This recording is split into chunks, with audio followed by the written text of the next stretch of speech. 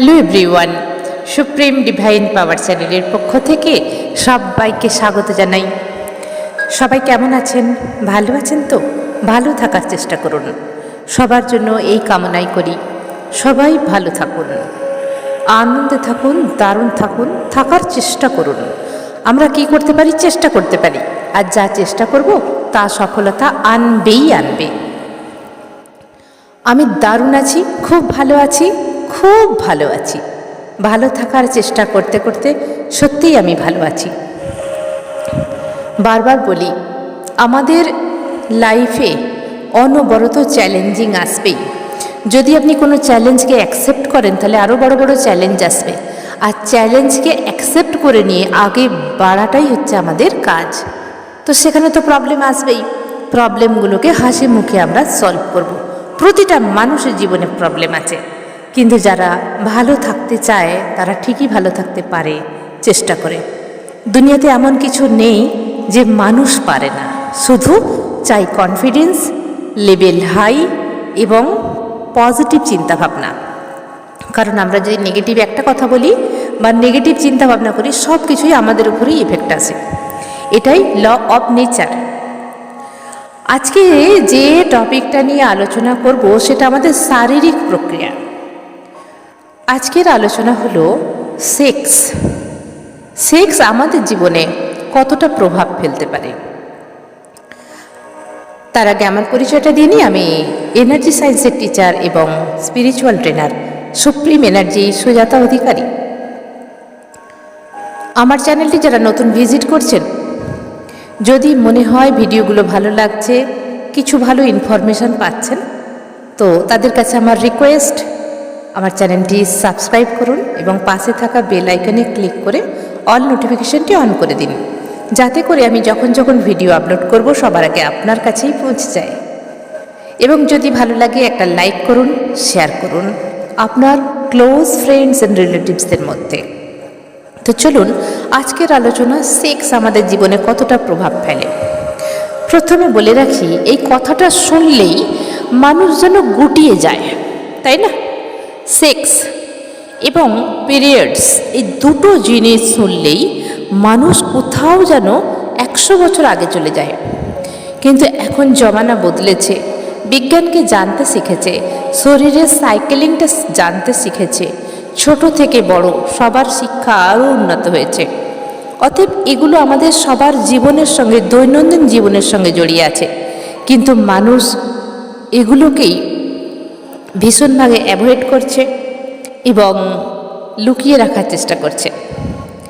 একটা মেয়ের একটা যখন পরিণত বয়স আসে, যদি তার মধ্যে পিরিয়ডস না আসে, তাহলে কতটা চিন্তার বিষয় একটা মা বাবার, তাই না? তখন তাকে কী করা হয়? ডক্টরের কাছে নিয়ে যাওয়া হয়, অনেক রকম চেষ্টা করা হয়।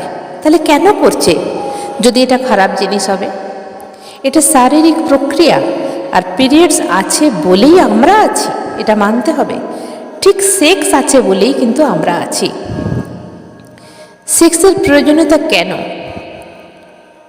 একটা পেরেন্টস তার মেয়েকে কেন বিয়ে দিচ্ছে? ভালো করে ভেবে দেখুন তো। আমি সব জিনিসটা ভালোভাবে আলোচনা করি, যাতে করে মানুষের মধ্যে থেকে ভুল ধারণাটা আমি সরিয়ে দিতে পারি এবং সে নিজের দিকটা থেকে অন্তত বুঝতে পারে। একটা পেরেন্টস তার মেয়েকে তো সব কিছু দিয়েছে, লেখাপড়া দিয়েছে, খাওয়া দাওয়া দিয়েছে, থাকার জায়গা দিয়েছে, জামা কাপড় দিয়েছে, সম্মান দিয়েছে, গাইড দিয়েছে, সব কিছু দিয়েছে, তবু তাকে বিয়ে দেওয়ার কেন প্রয়োজনটা পড়ছে? কারণ বিয়ে দিচ্ছে একটা অপরিচিত মানুষের সঙ্গে। অপরিচিত মানুষ যার সঙ্গে তার কোনো লেনাদেনাই নেই কখনো, তবেই তার সঙ্গে শারীরিক সম্বন্ধ জুড়তে পারবে। এটা স্বাভাবিক। যেগুলো অস্বাভাবিক বাদ দিন, যেগুলো নোংরাপনা চলছে বাড়ির মধ্যেই নোংরাপনা, আমি সেগুলোর কথা বলতে চাইছি না। অ্যাকচুয়ালি সেক্সুয়ালি ফ্যাক্ট নিয়ে আলোচনা করব। এই সেক্সুয়াল প্রক্রিয়া আমাদের শরীরের মধ্যে কতটা এফেক্টিভ, কতটা প্রভাব ফেলে। তো সেক্স আছে বলেই আমরা আছি, পিরিয়ডস আছে বলেই আমরা আছি। আর এই দুটো জিনিস মানুষ বলতে খুব লজ্জা পায়। আমি বলছি না ঢাক পিটিয়ে বলো, কিন্তু সময় আমরা এটা নিজেদের মধ্যে তো আলোচনা করতেই পারি, হাজব্যান্ড অ্যান্ড ওয়াইফের মধ্যে তো আলোচনা করতেই পারি, তাই না? দেখুন, যদি যখন প্রথম প্রথম মানুষের বিয়ে হয় তখন হাজব্যান্ড অ্যান্ড ওয়াইফের মধ্যে থাকে কি ভীষণ মিল, একে অপরকে ছাড়া থাকতেই পারে না। তাদের জানতে, তাদের ইমোশনাল টাচিং, একটা কথা, দুটো কথা, চারটে কথা, এইভাবে তারা শুরু করে। এবং তাদের পরস্পরের কাছে আসা, তাদের মধ্যে যে সেক্স জিনিসটা থাকে, ধীরে ধীরে তাদের মধ্যে গাঢ় হয় পরিচিতি, এবং তার সঙ্গে চলে সেক্স। এই সেক্স কতটা এফেক্টিভ আর কিভাবে প্রভাবিত হয় মানুষের শরীরে। যদি দুজন দুজনকে সুন্দরভাবে ভালোবাসে, দুজন দুজনকে সমানভাবে ভালোবাসে, যদি দুজন দুজনকে একদম প্রাণের চেয়েও প্রিয় মনে করে, যদি দুজন দুজনকে একই রকমভাবে চায়, তাদের সেক্সটা হবে একদম হাইলি পিক আপ। কারণ সেখানে কি থাকছে? ইমোশনাল থাকছে, আর থাকছে সাইকোলজি ফ্যাক্ট থাকছে, ওখানে ইমোশনালি ফ্যাক্ট থাকছে, এবং আমাদের শারীরিক প্রক্রিয়া তো থাকছেই থাকছে। এটা একরকম সেক্স যেখানে এর কোনো বিকল্প নেই, কারণ এরা দুজন দুজনকে একই রকম চায়। কতটা চায় তার কোনো মাপ নেই, কিন্তু যা চায় দুজন দুজনকে একই সঙ্গে চায়, একই সঙ্গে ভালোবাসে, একই রকমভাবে চায়, এবং তারা একে অপরের থেকে কেউ আলাদা হয় না। তো এদের সেক্সটা হয় সবচেয়ে পারফেক্ট। আর একটা সেক্স হয় যেটা অনেক সময় হয়, দেখা যায় হয়তো ছেলেদের মধ্যে বাইরে তিনি কাউকে হয়তো ভালোবাসেন, বা মেয়ের মনের মধ্যেও কেউ আছে, এরকম হয়, কেউ কাউকে বলতে পারছে না। আগেকার প্রেমিক প্রেমিকা হয়তো ছিল, তো যখন সেই প্রেমিক প্রেমিকার সঙ্গে বিয়ে হলো না, সাডেনলি তার একটা বাড়ির দেখা মেয়ের সঙ্গে বা ছেলের সঙ্গে বিয়ে হয়ে গেল, তখন দুজন দুজনকে ঠিকভাবে মানিয়ে নিতে পারছে না। কারণ আগের একটা রিলেশন আছে, সেটা ব্রেকআপ হয়ে গেল সাডেনলি, কি করবে ভাবতে পারছে না। দুজন দুজনের কাছে যখন আসবে তখন কেউ কাউকে ওপেনিং হতে পারবে না, সহজে ওপেনিং হতে পারবে না। কারোর মনের মধ্যে যদি অন্য কেউ থাকে তাহলে সহজে ওপেনিং হতে পারবে না। তো ওখানে কি হবে? ইমোশনালি একটা ব্লকেজের সৃষ্টি হবে, খুলে মেলামেশাটা করতে পারবে না। মন খুলে, দিল খুলে, মন থেকে যে একটা অ্যাকসেপ্ট করে নেওয়া দুজন দুজনকে, সেটা কিন্তু করতে পারবে না। তখন কি হবে? অপোজিট লাইফ পার্টনার সেই সুখটা পাবে না। কেউ যদি মনের মধ্যে অন্য কাউকে রেখে দেয়, সেখানে যখন সেক্স করবে অপোজিট পার্টনারের সঙ্গে, তো সেইভাবে এফেক্ট আনতে পারবে না, এবং অপোজিট পার্টনার সেই সুখে সুখী হবে না। কিন্তু অন্যদিকে যখন দুজন দুজনকে চাইবে সেমভাবে, তাদের মধ্যে যখন সেক্স হবে তখন কিন্তু হবে দুজনেই শারীরিক তৃপ্তি পাবে, মানসিক তৃপ্তি পাবে। এবং এতে করে এফেক্ট কী আসবে? বডির মধ্যে কী কী উপকারিতা আসে? Hormonal balance. হরমোনাল ব্যালেন্স হয় দুজনেরই শরীরের মধ্যে, স্ট্রেস কেটে যায়, দুজনের মধ্যে জমে থাকা স্ট্রেস কেটে যায়, শরীরে নতুন চমক আসে, শরীরের মধ্যে রূপ সৌন্দর্যে নতুন চমক আসে, শরীরের গঠন ধীরে ধীরে সুন্দর হতে থাকে, মনের মধ্যে খুশির বর্ষা নেমে আসে। দুজনের কথাই বলছি, যারা রিয়েলি সেক্স করে, রিয়েলি দুজন দুজনকে চায়, সত্যিকারে যাদের প্রেম আছে, ভালোবাসা আছে, যারা সেক্সের মধ্যে একদম দুজন দুজনকে একদম পিক আপে তুলে দেয়, যেখানে কোনো রকম খামতি থাকে না। তো এদের কি হয়? ফেসিয়াল চেঞ্জ আসে, শারীরিক গঠনের চেঞ্জ আছে, স্কিন গ্লো করে, এবং এদের মধ্যে খুশির ভাব বজায় থাকে, সবসময় হাসি খুশি থাকে, শরীর হালকা লাগে। এবং যখন সেক্স করে মানুষ একটা হাইলি পিক আপে চলে যায়, যখন হিট অফ দ্য মোমেন্টে চলে যায়, সেই সময় বডি ল্যাঙ্গুয়েজ এরকম হতে থাকে যেখানে শারীরিক অনেক কিছু প্রক্রিয়া সুন্দরভাবে ইফেক্ট হয়, যেগুলো স্বাভাবিকভাবে সেই বডি পার্টসগুলো ভাঁজ হয় না। তো ওই সময় এরকমই একটা এফেক্ট আসে শরীরের মধ্যে, সেটা আমাদের বডির জন্য ভীষণ ভালো এবং হরমোনাল ব্যালেন্স হয় এবং ব্রেন খুশিতে ভরে থাকে। ব্রেন কি হয়, পজিটিভলি একটা সার্কুলার লাইন তৈরি করে, ব্রেন সবসময় পজিটিভ মেসেজ দিতে থাকে। এছাড়া কি হয়, পুরো বডিতে অক্সিজেন তৈরি হয়, পুরো বডিতে অক্সিজেন সরবরাহ করা হয় এই সময়ের মধ্যে। আর কি হয়, চক্র অ্যালাইনমেন্ট হয়। ভাবছেন তো এখানে কি করে চক্র অ্যালাইনমেন্ট হবে? এখানেও চক্র অ্যালাইনমেন্ট হয়। এখানে হার্ট চক্র ওপেন হয়, স্বাধিষ্ঠান চক্র ওপেন হয়, পৃথিবী তত্ত্ব মানে মূলাধার চক্র এফেক্টিভ হয়। এছাড়া আমাদের মণিপুর চক্রের মধ্যে এফেক্টিভ পাওয়ার থাকে না, মণিপুর চক্রে এফেক্টিভ হয়। এইটুকু চক্র, হার্ট চক্র ওপেনিং হয়, এইটুকু চক্রের মধ্যে ব্যালেন্সিং আসে। এবারে যাদের সেক্স ধীরে ধীরে বন্ধ হয়ে যায়, খুব কম বয়সের মধ্যে হয়তো একটা দুটো বাচ্চা হলো এবং তারা এগুলো নিজেদেরকে দূরে করে ডিস্টেন্স করে নিল যে না আর সম্ভব নয়, তো সেখানে দুজনেরই কিন্তু আশা থাকে, দুজনের মনের মধ্যেই কিন্তু আশা থাকে যে আমাদের আগের জীবনটা কত ভালো ছিল, আমরা দুজন দুজনের কাছে আসতাম এবং আমরা শারীরিক বন্ধনে লিপ্ত হতাম। আজকে আর সেই উপায়টুকুও নেই, সংসারের পরিশ্রমেই হোক, ছেলে মেয়ে বড় হয়ে গেছে তার জন্যই হোক। তখন দেখবেন ধীরে ধীরে দুজনেই মানসিক অশান্তিতে ভোগেন, হাজব্যান্ড অ্যান্ড ওয়াইফ দুজনেরই খিটখিটে মেজাজ এসে যায়। কেউ কাউকে দেখতে পারে না, অথচ কেউই চায় না দুটো কটু কথা বলতে। হাজব্যান্ড তার ওয়াইফকে দেখলে বিরক্ত হয়ে যায়, আর ওয়াইফও তার হাজব্যান্ডকে দেখলে বিরক্ত হয়ে যায়, কিন্তু কেউই মন থেকে চায় না, নিজেরা জানেই না কেন এরকম করছে।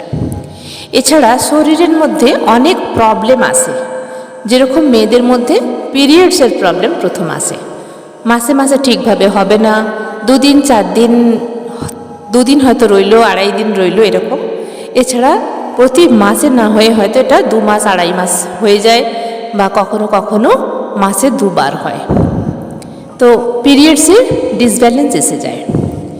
এর জন্য অনেক রকম প্রবলেম শারীরিক দেখা যায়, কেউ বেশি মোটা হয়ে যায়, কারণ শরীরের মধ্যে যে হরমোনাল ব্যালেন্সটা আর থাকে না, লেজিনেস এসে যায় তার মধ্যে।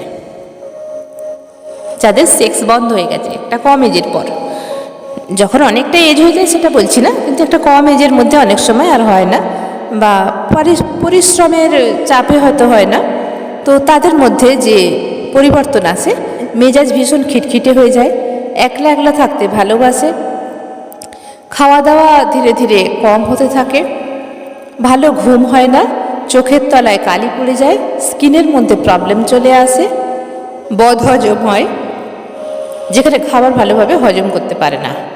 এছাড়া কনস্টিপেশনের সমস্যা আসে এবং ঘরের মধ্যে পজিটিভিটি খুব কম থাকে, কারণ দুজনের মনের মধ্যে একটা প্রতিক্রিয়া চলে। তো আমি সাজেস্ট করব এখানে, আমি যেহেতু এনার্জি সায়েন্স নিয়ে পড়াশোনা করেছি বা অনেক কিছু জানতে পেরেছি, তো এনার্জি সায়েন্স মানেই আমাদের বডির সব কিছু আমাদের জানতে হয়, স্পিরিচুয়ালিটিভাবেও জানতে হয় এবং সায়েন্টিফিকভাবেও আমাদের জানতে হয়। তো যাদের এখনও এই প্রবলেম চলছে তাদের কাছে অনুরোধ যে আপনারা যদিও এখনও সেই এজে যাননি, এখনও বুড়ো হননি, তো আপনারা নিজেদের দুজনকে সময় দিন, কারণ অবসাদগ্রস্ত মাইন্ড হয়ে গেছে আপনাদের। নিজেরা দুজন দুজনকে সময় দিন, ইচ্ছে থাকলে অনেক উপায় আছে।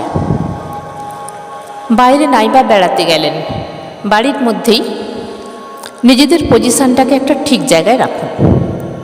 অন্তত উইকলি 1 দিন বা 2 দিন আপনারা দুজনের সঙ্গে সময় কাটান। এতে করে আপনাদের হরমোনাল ব্যালেন্স ঠিক হবে এবং শারীরিক গঠন, মানসিক গঠন সুদৃঢ় হবে এবং মনের মধ্যে শান্তি পাবেন। নাহলে দেখুন কিছু করেও শান্তি পাচ্ছেন না, হ্যাঁ, হয়তো অনেক মানুষ এটাকেই সহ্য করে নিয়েছে যে চলো আর কি হবে, কিন্তু ভেতর থেকে সে কষ্টে আছে, দুঃখে আছে, একটা গাট ফিলিং পড়ে যায়। আমাদের শরীরের মধ্যে গাট ফিলিং যখনই আসে আমাদের শরীরে অনেক প্রবলেম আসে, অনেক প্রবলেম আসে। তো তাদের জন্য সাজেস্ট করব আপনারা নিজেদের পজিশান করে নিন বাড়ির মধ্যে, এবং কখনো কখনো দুজনে এক জায়গায় বসে গল্প করুন। ছেলে মেয়েদের স্কুল থাকে, টিউশন থাকে, সেই ফাঁকে নিজেদের মধ্যে একটা সুন্দর সময় বের করে দুজনে গল্প করুন, এক জায়গায় বসুন, নিজেদের একান্তভাবে কাটান যেমনভাবে ইচ্ছা। এছাড়া বাড়ির মধ্যেই ক্যান্ডেল লাইট ডিনার করুন। কীরকমভাবে? লাইট নিভিয়ে দিন, একটা ক্যান্ডেল জেলে স্বাভাবিক যা খাবার হয়েছে ডিশটাকে চেঞ্জ করে দিন, আপনার যে প্লেট আছে প্লেটটাকে চেঞ্জ করে দিন। প্রত্যেক দিন যে থালায় খাওয়া দাওয়া হয় সেটাকে চেঞ্জ করে নতুন কিছু প্লেট ব্যবহার করুন। স্বাভাবিক খাবারকেই সুন্দর করে তুলুন। পোশাক আশাকে একটু চেঞ্জ নিয়ে আসুন এবং পজিটিভলি কথাবার্তা বলুন। দুজনকে সময় দিন, দুজনের মনের কথা জানার আবারও চেষ্টা করুন। তাহলে দেখবেন আপনাদের লাইফ লঙ্গার হয়ে গেছে। আপনাদের শারীরিক প্রবলেম অনেকাংশে এখানেই দূর হয়ে যাবে 90%। কারণ আমাদের মনই হলো সব, ব্রেনই হলো সব। মন যদি খুশি থাকে অসুখ টিকতেই পারে না শরীরের মধ্যে। কখনো কখনো দুজনে একসঙ্গে কোথাও কাছাকাছি ঘুরে আসুন। নিজেদেরকে বুড়ো হয়ে গেছি এই কথাটা একদম ভাববেন না। বুড়ো তো আমাদের হতেই হবে, শারীরিক বুড়ো হতেই হবে, কিন্তু মানসিকভাবে কখনোই বুড়ো হবেন না।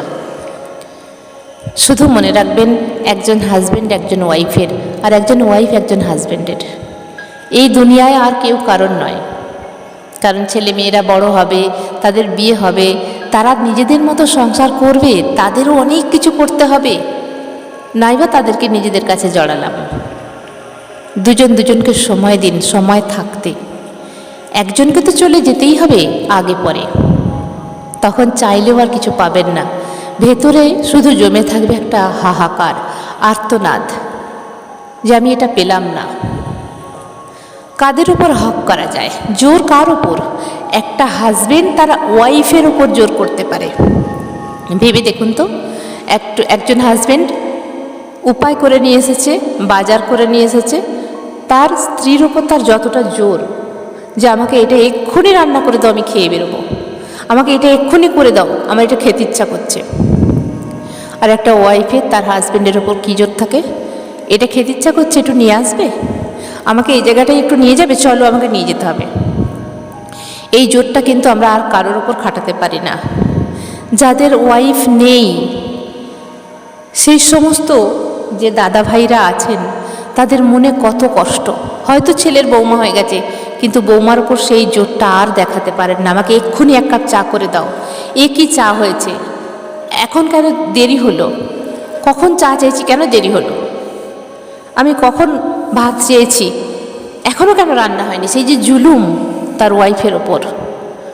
কিন্তু ছেলের বউয়ের ওপর কখনোই সে দেখাতে পারবে না, নিজে নিজে গুটিয়ে যাবে। তাই সময় থাকতে দুজনকে সময় দিন, দুজনকে বুঝুন, এবং যতদিন শরীরের সেক্স জাগৃত আছে ততদিন সপ্তাহে অন্তত একদিন বা দুদিন আপনারা পরস্পরের কাছে আসুন। দেখবেন জীবনটা অনেক চেঞ্জ হয়ে গেছে। মেডিকেল সায়েন্স বলছে এটা ভীষণ জরুরি শরীরের ফিজিক্যাল বডিটাকে ঠিক রাখার জন্য এবং মাইন্ডকে ঠিক রাখার জন্য। ভাবছেন তো স্পিরিচুয়ালিটি যে শেখায় তার মুখে আজকে এরকম কেন কথা? স্পিরিচুয়ালিটিতে সবার প্রথম সেক্সকেই দরকার হয়, সেটা অন্যভাবে আজকে আলোচনা করলাম না। যারা শিখবেন তারা অবশ্যই জানতে পারবেন। তো আজকের ভিডিও এখানেই শেষ করলাম। সবাই ভালো থাকবেন, দারুণ থাকবেন এবং নিজেদেরকে খুশি রাখুন, হ্যাপি রাখুন, দারুণ রাখুন। ধন্যবাদ।